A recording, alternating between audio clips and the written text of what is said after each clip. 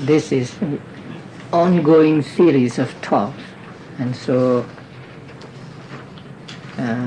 newcomers may find it difficult to follow. But if you don't understand, do not be frustrated. you have to begin at the beginning, so you can listen to tapes, the first tape, second tape, and so on.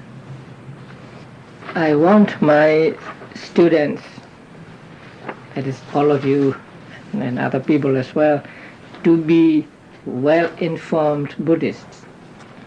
So in order to become a well-informed Buddhist, then it is explained in the commentaries that one should understand the 5 aggregates, 12 sense bases, 18 elements, 4 noble truths, dependent origination, and others. Now, each of these topics needs some lengthy explanation.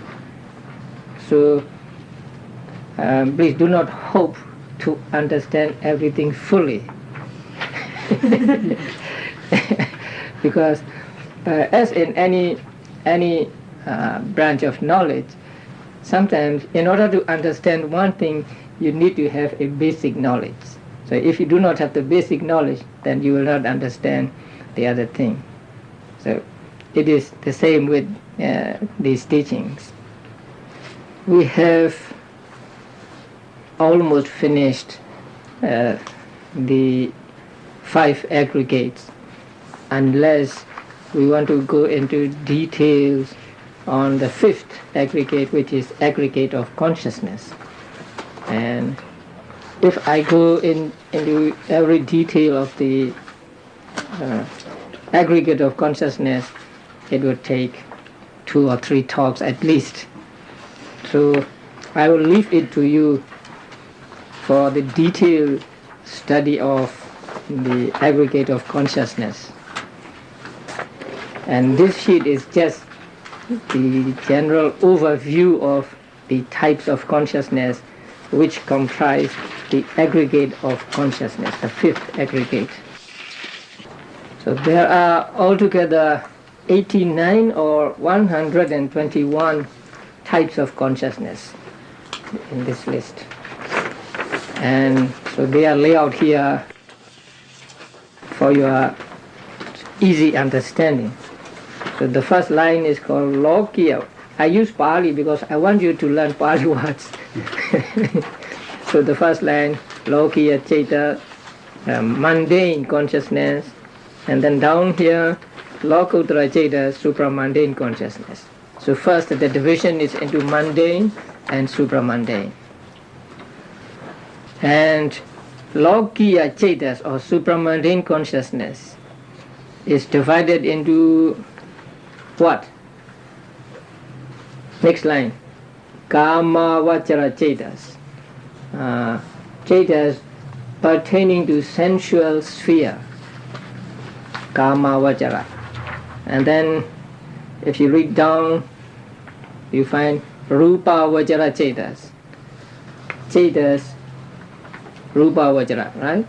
About three groups later.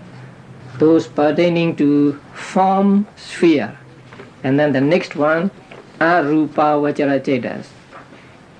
Consciousness pertaining to formless sphere. So mundane consciousness is divided into, in this sheet, Kama Vachara, Rupa Vachara, and Arupa Vachara. Again, the Kama Vachara Cetas, 54 Kama Vachara Cetas are divided into Akusala Cetas, unwholesome Cetas. Ahetuka Cetas, rootless Cetas. And Kama Vachara Sobhana Cetas, that means beautiful consciousness pertaining to sensual sphere. And then down there we have Lokuttara Cetas, or supramundane Cetas. And the supramundane Cetas are divided into 2 groups The first is Magga Ceta, path consciousness, P-A-T-H. And the second group is Phala Ceta, fruition consciousness. So Magga is the path, or it is a cause, and Phala Ceta is a fruit of fruition. If you want, you can arrange this diagram into something like you use in companies. That here's a president, and then executives one by one, and then and their subordinates, something like that. So first that is Ceta, right? Yeah. And then here mundane and supramundane. Then mundane, Kamavajara, Rupavajara, Arupavajara, and supramundane, Magga and Phala, and then Kamavajara, again 3 divisions. So if you can write the diagram in that way, I think it's more clearly, you can understand more clearly. But it's up to you. And I'm not going to talk in detail about these types of consciousness. So if you want to understand all these types of consciousness, please read the first chapter in the Manual of Abhidhamma. Could you give me the Manual of Abhidhamma? Right. So this is the book. It's called Manual of Abhidhamma. Without the knowledge of this book, you cannot go into the Abhidhamma literature. So it is like multiplication tables, and then what do you call them? Adding, subtracting, multiplying, division. So this book is like that. Now, I described the 18 Ahituka Cetas last month, right? 18 Ahituka Cetas. Do you still remember them? I hope you do. Because I'm reminding you this because we have to refer to these 18, at least these 18 types of consciousness when we come to the 18 elements. So now the next subject is in this sheet, Dwadasa Ayatanas. The Pali was a Dwadasa Ayatana. This is. Yeah. In the first one, Dwadasa. Yes. So we'll talk about this today, and then go to the elements. Dwadasa, yes. Yeah, Dwadasa Ayatanas. Dwadasa means 12. So Ayatana means sense bases. They are called sense bases, but we'll come to that later. So let's say 12 sense bases or just 12 bases. So they are called bases because consciousness depends upon them. Without them, consciousness cannot arise. So they are called bases of consciousness. Now, please have this sheet ready, Rupa Khanda. So now let us go through the 12 bases or ayatanas. Now what is number 1? The first is Pali and the next English. Chakku ayatana. Chakku means eye. Ayatana means base. So number 1 is what? Eye base. Number 2, ear base. Number 3, nose base. Number 4, tongue base. Number 5, body base. Number 6, mind base. Now let us find out what eye base is. What is eye base? Eye base is the same as eye sensitivity in this list, number 5.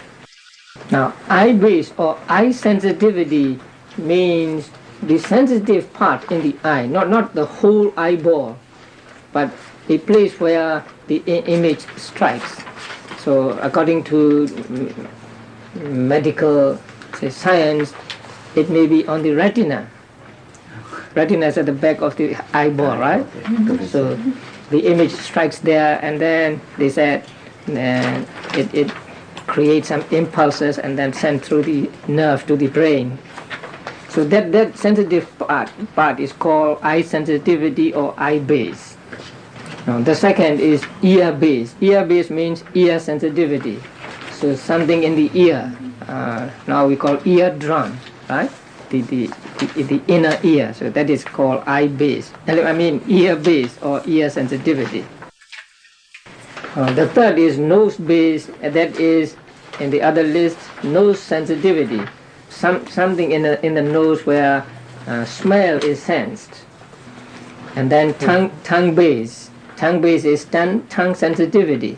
That means sensitive parts in the tongue with which we experience taste. So what you call them? Taste buds, right? Taste buds in the tongue. And then the body base is body sensitivity. Body sensitivity is in the whole of the body, except and at the tip of the hairs and at the tip of the nails. And then sometimes there is something hard here. What do you call that? You can cut it without word. Word? Yes, something like that. So except those, the body sensitivity exists all over the body. Now the sixth one, mind base. What is mind base? Faculty. No, all these 121. That's called mind base here.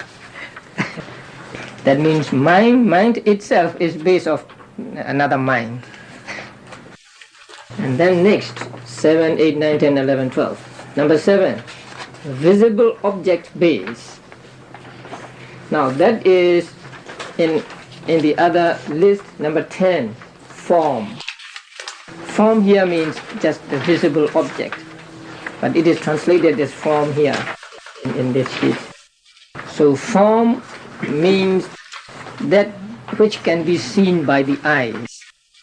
So it is just visible object. Number 8, sound base. So that is number 11 in the other list, sound. You hear some noise or sound, and that is called sound base. And number 9, odor, smell base. And that is the same in the other list, number 12, odor. And number 10 is taste base. That's the same as in 13 in the other list, taste. Sweet, sour, pungent, hot, these are called taste. And then number 11, touch base. That means something that can be touched. And so that is the same as tangibility in the other list. When you feel something, when you touch something, then you have the sense of touch there, and that is called tangibility. And what is tangibility? You remember? Can be touched. Earth, fire, and air. Right. Very good. So tangibility means just the earth, fire, and air, right? The three primary elements. When you try to be mindful of touching, you are concentrating on tangibility. Now the last one, we cannot translate this. So Dhamma object base. I've told you repeatedly that the word Dhamma is very difficult to translate, and it means different things in different contexts. So here, Dhamma object means the 52 Cetasikas. You have the notes on 52 Cetasikas? Those in this list, mental factors. I don't know whether you have these sheets with you. So, Dhamma object means these mental factors and the remaining material properties from this list, the remaining material properties, and Nibbana. So please write that down on your sheet. Dhamma object means mental factors, subtle material properties.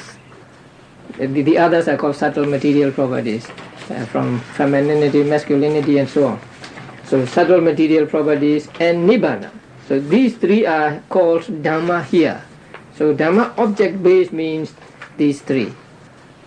So now you see that almost all these 12 sense bases are included in the 5 aggregates.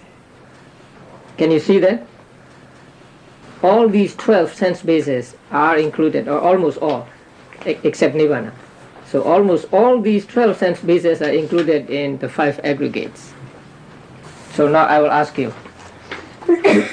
Now the first base, I base, in which aggregate is it included? I base. Perception. Aggregate of matter, right? Rupa. And ear base? Rupa, aggregate of matter. Nose base? Same, aggregate of matter. Tongue base? Aggregate of matter. Body base? Same, aggregate of matter. Mind base? Consciousness. Right, number 5. Aggregate of consciousness, right? Now number 7. Visible object base, again aggregate of matter, Rupa. Sound base, Same. Rupa, aggregate of matter. Odor base, aggregate of matter. Taste base, aggregate of matter. Touch base, aggregate of matter. Dhamma object base, in different aggregates, right? Now, so in Rupa, right? An aggregate of matter, and then aggregate of feeling, because 52 mental factors comprise aggregate of feeling, aggregate of perception, aggregate of mental formations. So, the 12 Dhamma object base is included in aggregate of matter, aggregate of feeling, aggregate of perception, aggregate of mental formations, in four aggregates, right? So now you see the same thing is given different names, right? So I base is aggregate of matter, or it is I base. Then later on we will come to I element of I. So Buddha taught different people in different ways. So if you are familiar with the teaching of aggregates, then Buddha will say, let's say, this is Rupa aggregate, this is feeling aggregate, and so on. If you are familiar with the 12 bases, then Buddha will say this is I base, ear base, or I base is impermanent, ear base is impermanent, and so on. So Buddha knew what you are familiar with, because he had this ability, say, to penetrate into the minds of his listeners, and so accordingly he taught them. That is why his teachings are very successful, and that is why people, after listening to him, they really understood the Dhamma and then practiced and got enlightenment. So in different ways, Buddha taught different people. Now, next subject, Atharasa Dhatus. Atharasa means 18. Dhatu means element. So 18 elements. The word dhatu in Pali also have many meanings. And the meaning here is something that holds its characteristic. That means that has its own characteristic. Now, let us go through these 18 elements, and you will find that you are familiar with most of them. The first is element of I, or we can say I element. I element is actually the same as what? I base. So it belongs to aggregate of matter. Now, element of ear is the same as what? Ear base, and belongs to aggregate of matter, right? Element of nose is the same as nose base and belongs to aggregate of matter. Aggregate of tongue is the same as tongue base and belongs to aggregate of matter. Yes, very good. Then element of body is the same as body base and belongs to aggregate of matter. Very good. Now, you tell me the rest. Element of visible object is the same as visible object base and belongs to aggregate of matter because it is visible object matter. Element of sound is the same as sound base and belongs to still aggregate of matter. And then element of taste, element of touch, the same as touch base, taste base, touch base, and belong to aggregate of matter. Now we come to something new. Element of I consciousness. So I consciousness is the same as or included in what base? No. Mind base, number 6. I consciousness, not the I. I consciousness means seeing consciousness actually. But the name I consciousness is given to it because it depends on the I. So I consciousness really means what? Seeing consciousness. So when you see something, there is a seeing consciousness in your mind, and that seeing consciousness is what is called element of I consciousness here. So in Pali, we do not call it seeing consciousness, but we call it I consciousness. But actually it is seeing consciousness. So I consciousness is included in what base? Mind base. And in what aggregate? Aggregate of consciousness. Aggregate of consciousness, number 5 aggregate, yes. And then ear consciousness, that means hearing consciousness. So here you hear something and there is hearing consciousness in your mind. The same mind base. So hearing consciousness is included in, again, mind base and in the aggregate of consciousness. Yeah. So nose consciousness, that means consciousness which depends on the nose, or smelling consciousness.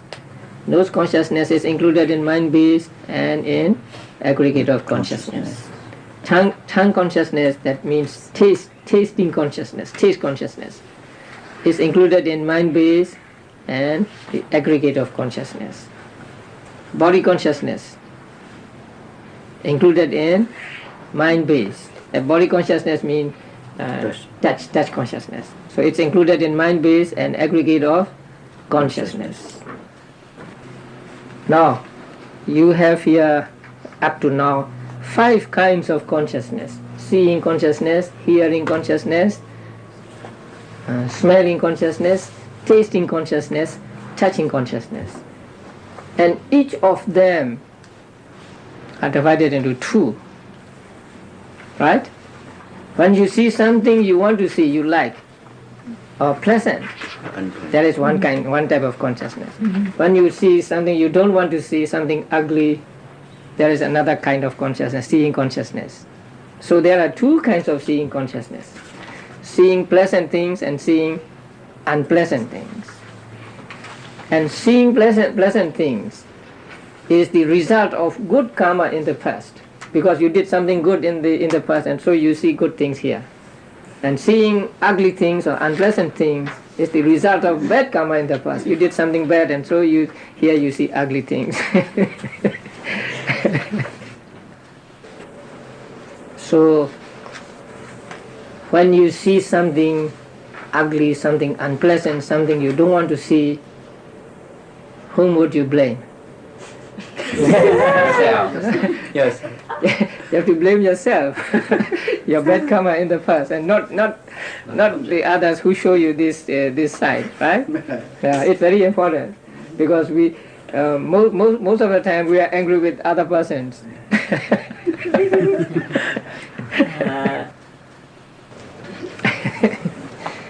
Now these are not difficult to understand, these 5 sets of consciousness, but here element of mind, it's difficult to understand. And then again element of mind consciousness. Now when we see something, First, our mind is turned towards the object. Actually, that is before seeing. And then we see the object. After we see the object, we accept the object, or we take the object, we pick up the object. So that is one moment.